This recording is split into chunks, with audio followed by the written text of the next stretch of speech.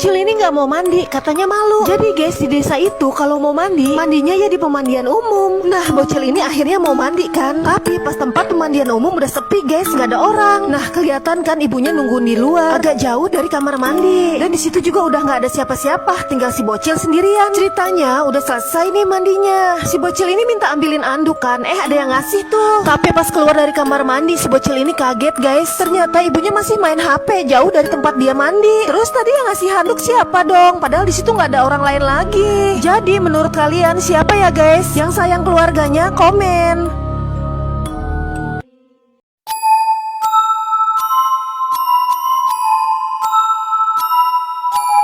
Anak ini pulang ke rumah dengan bahu terasa berat sebelah.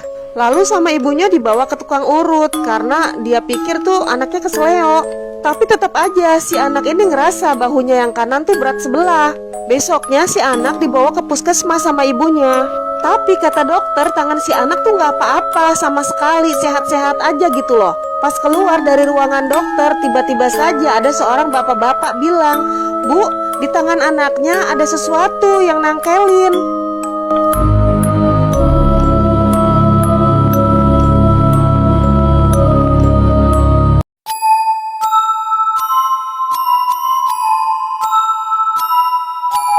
Malam itu, teman anak yang pakai baju biru ini pada datang ke rumahnya. Mereka asik ngumpul sampai lupa waktu. Kalau jam tuh udah menunjukkan jam 12 malam.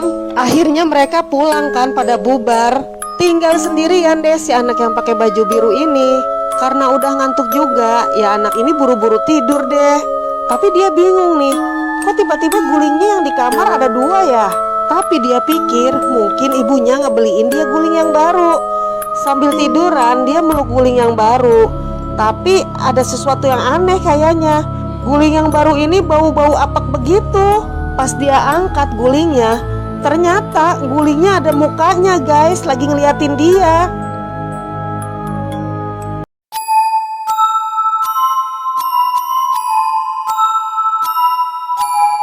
Liburan sekolah, kakak adek ini pergi nih ke rumah neneknya untuk liburan di sana. Kemudian saat makan malam, neneknya pun berpesan nih, jangan pernah keluar rumah malam-malam. Tapi karena sudah beberapa hari di sana, mereka berdua bosen nih, pengen keluar malam untuk beli sesuatu di warung. Saat mereka kembali pulang, tiba-tiba aja adiknya bilang nih, suruh belok kiri aja, biar cepat sampainya. Kakaknya pun gak mau nih, bilangnya lewat yang jalan tadi aja. Tapi pas dilihat, posisi adiknya ternyata ada di depannya. Terus yang di belakangnya itu siapa? Di sini mereka pun akhirnya kabur nih saking takutnya. Akhirnya mereka pulang nih. Si kakak pun masih penasaran dong jalan yang kemarin yang diarahkan. Dan ternyata jalan tersebut mengarah ke arah jurang. Inilah alasan nenek gak boleh keluar malam-malam.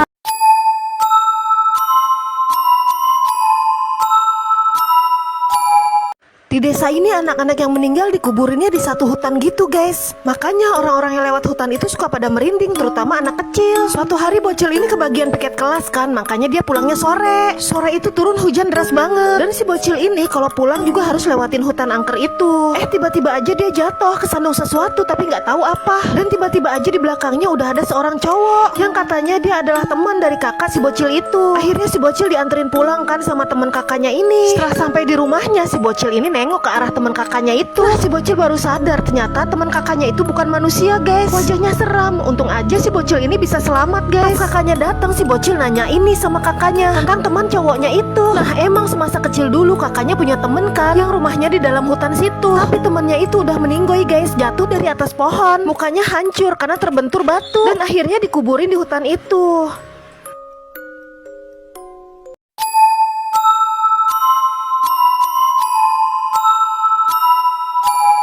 Bocil ini pulang kemalaman karena main terlalu asik. Pas mau pulang, temennya bilang jangan lewat gang buntu karena di situ ada pohon mangga. Dan katanya lagi orang-orang sering banget digangguin kalau lewat situ sama kuntilanak yang suka duduk di pohon mangga. Tapi bocil ini tetap kekeh lewat jalan gang buntu karena lebih cepat sampai ke rumahnya. Nah pas dia ngelewatin pohon mangga, dia agak takut kan. Dia buru-buru lari. Beruntungnya nggak ada kuntilanak yang nampak keluar dari pohon mangga itu guys. Nah pas udah deket rumah, dia ngeliat ibunya lagi ada duduk di teras rumah. Kata ibunya dia lagi nungguin si bocil. Soalnya ibunya khawatir nih guys, karena ibunya ini dari tadi ngeliat guys ada kuntilanak yang duduk di atap rumahnya.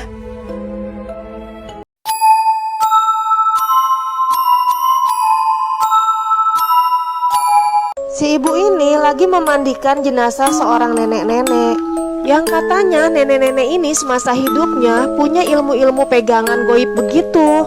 Yang katanya juga nenek-nenek ini sudah sekarat selama 3 hari. Dan setelah meninggal nggak ada yang mau mandiin jenazahnya. Akhirnya ibu ini bersedia memandikan jenazahnya. Tapi saat jenazah ini mau dimandikan, tiba-tiba saja jenazah ini membuka matanya. Beberapa orang yang melihat hal ini lari kabur ketakutan. Tapi si ibu ini langsung membaca doa-doa. Dan akhirnya si mayat itu kembali menutup matanya.